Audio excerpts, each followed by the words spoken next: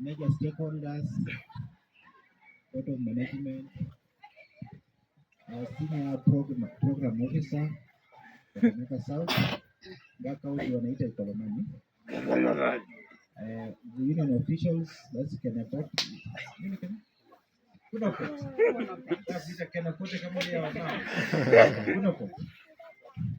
Alafu ndugu zangu wa Mercy Charity Group, na kamati wa special school, ECD,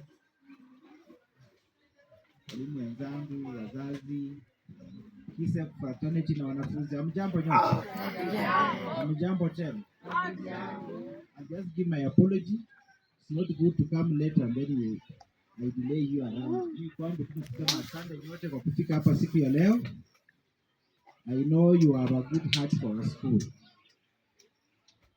Now maybe the program officer will just wanted to highlight without forgetting that the madam you gave me is an asset to this school.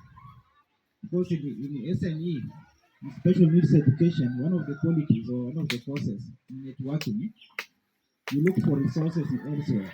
With these challenges we are having, to me is an asset.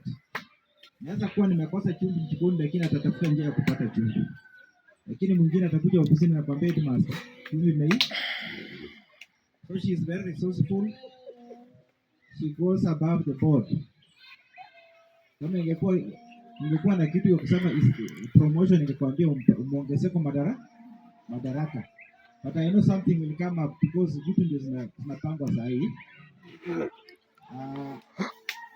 I don't know if the deputy has given you some of the challenges we are having, but najua mwanzilishi administrator ameelezea. This is the far we have gone. The challenges we are having, our sanitation facilities are very poor. Unaweza ona, sio? Hapo kuna watoto wanalala wanasomea hapo. Ndio zingine ukisema shida zako watu wanafikiria mimi ndio the problem. Sio? That is the challenges we are having. Wanalala hapo wanasomea hapo. Sometimes back we received mattresses from some Indian in Nairobi.